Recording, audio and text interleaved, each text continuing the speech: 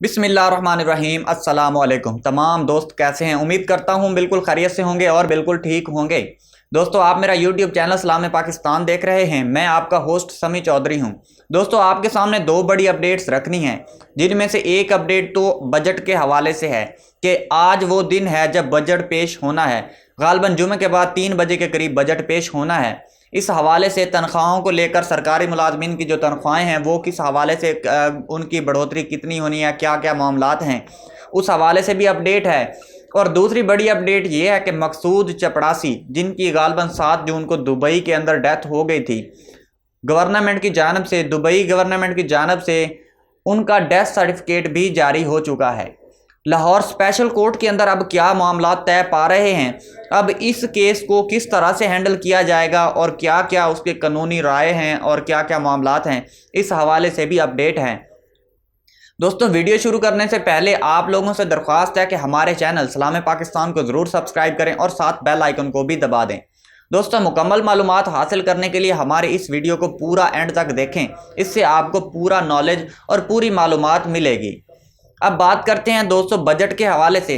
दोस्तों, आज दिन है 10 जून और 2022 है।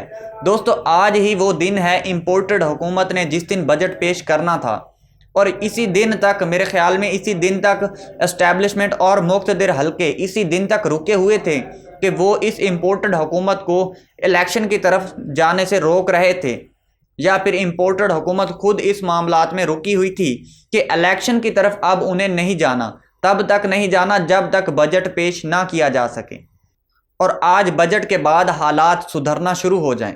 दोस्तों, मौजूदा इम्पोर्टेड हुकूमत मियां शहबाज शरीफ साहब बजट तो पेश करने लगे हैं, लेकिन उनके बकौल ख़जाना तो बिल्कुल खाली है, और मुल्क जो है ये बहुत ज़्यादा खसारे में जा रहा है, और हर डिपार्टमेंट, हर एक जो मिनिस्ट्री है, हर एक वजारत वो लगातार खसारे में गिरती जा रही है, और कर्ज़े का काफ़ी दबाव आ रहा है कि और कर्ज़ा भी सर पे चढ़ा जा रहा है, और कुछ अक़सात भी मियां शहबाज शरीफ के बकौल कुछ अक़सात भी शार्ट हैं।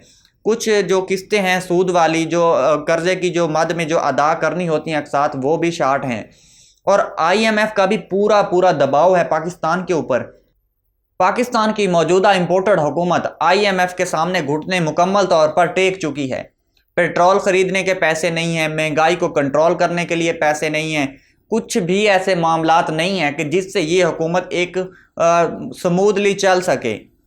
लेकिन दोस्तों, मौजूदा हुकूमत आज किसी न किसी सूरत में, उम्मीद है अच्छा बजट पेश करेगी, लेकिन किसी न किसी सूरत में इन्होंने बजट तो पेश करना ही है, और वो आज बजट पेश करेगी।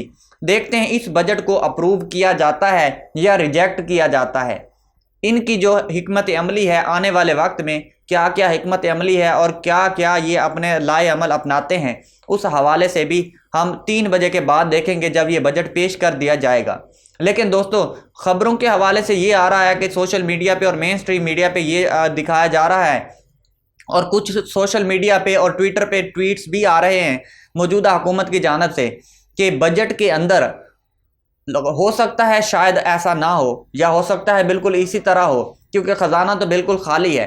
सरकारी मुलाजमीन की जो तनख्वाहें हैं उनको भी बढ़ाना तो चाहिए, लेकिन बताया जा रहा है कि ये बहुत कम चांसेस हैं, गालबन 30% चांसेस हैं कि सरकारी मुलाजमीन की तनख्वाहों को बढ़ाया जाए, लेकिन हर साल की तरह तो नहीं, लेकिन कम सतह पर बढ़ाया जाएगा, क्योंकि वो तो पहले ही सरकारी मुलाजमीन की जो मुराआत हैं, उनको जो सर्विसेज फराहम की जा चुकी हैं, वो भी कम करने की कोशिश की जा रही है।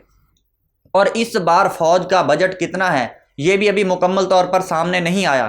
कुछ ख़बरें तो हैं, लेकिन कुछ सोर्सेज कन्फर्म नहीं है कि किस तरह से ये तनख्वाहें और फ़ौज का बजट और बाकी इदारों का जिस तरह बजट तकसीम होना है, और किस सूबे को कितना बजट जाना है, मुकम्मल तौर पर तो इसकी कोई तफसील सामने नहीं आ रही।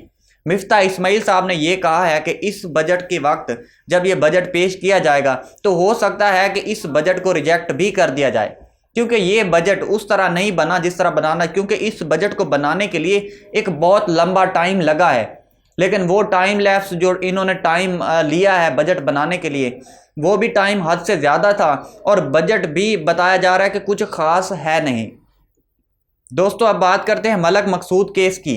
मलक मकसूद चपड़ासी वाले केस की, जो मियां साहब के स्कैंडल्स में, जो रमज़ान शुगर मिल और इस तरह के उनके अकाउंट में जो अरबों रुपए का जो स्कैंडल था, उस हवाले से लाहौर स्पेशल कोर्ट ने ये हुक्म जारी किया था कि किसी न किसी तरह मकसूद चपड़ासी को अरेस्ट करके गिरफ्तार करके अदालत में पेश किया जाए।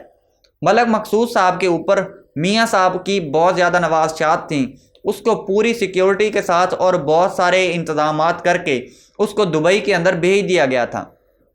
उनके अकाउंट से इतने ज़्यादा पैसे कैसे आए, ये अब तक भी मियां ख़ानदान, मियां शहबाज शरीफ ये प्रूफ नहीं कर सके और ना ही कोई मनी ट्रायल दे सके हैं।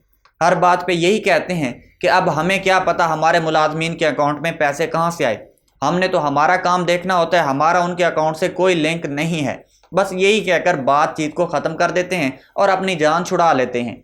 लेकिन दोस्तों, इस बार लाहौर स्पेशल कोर्ट ने ये हुक्म जारी किया था, एक हुक्मनामा दिया था कि मकसूद चपड़ासी को पेश किया जाए, और अभी कुछ दिनों के बाद उनकी पेशी थी लाहौर स्पेशल कोर्ट के अंदर और वहाँ दुबई के अंदर उनकी डेथ हो गई। ये मकसूद चपड़ासी की डेथ तो हो गई, लेकिन इसके साथ मामलात देखें कहाँ कैसे जाके जुड़ते हैं।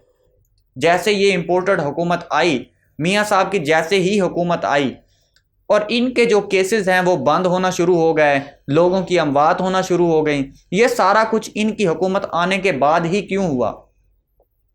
दोस्तों, ये तो महंगाई ख़त्म करने के लिए आए थे, लेकिन ये बैठ गए अपने केसेस ख़त्म करने के लिए, और इस तरह का बहुत सारे मामलात देखने का आप मौजूदा सूरत हाल देख रहे हैं। दोस्तों, लाहौर स्पेशल कोर्ट की जानब से, उनके हुक्मनामे की जानब से मकसूद चपड़ासी को पेश करना था अदालत के अंदर, और अब उससे कुछ दिन पहले ऐन वक्त पर उसकी मौत हो जाती है। ये जो मौत है, ये दिमाग के अंदर, हर इंसान के अंदर बहुत सारे सवालात छोड़कर जा रही है, और बहुत सारे सवालात आते हैं। मेरे खुद के जहन में भी बहुत ज़्यादा सवालात आ रहे हैं।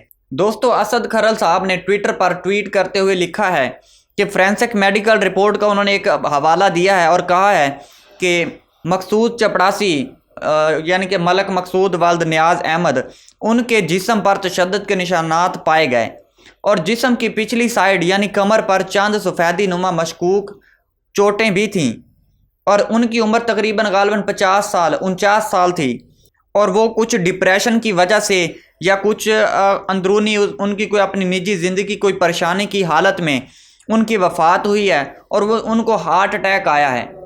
दोस्तों, ये हार्ट अटैक पता नहीं क्यों आ रहे हैं, और ये मौजूदा हुकूमत के आने के बाद ही क्यों आ रहे हैं।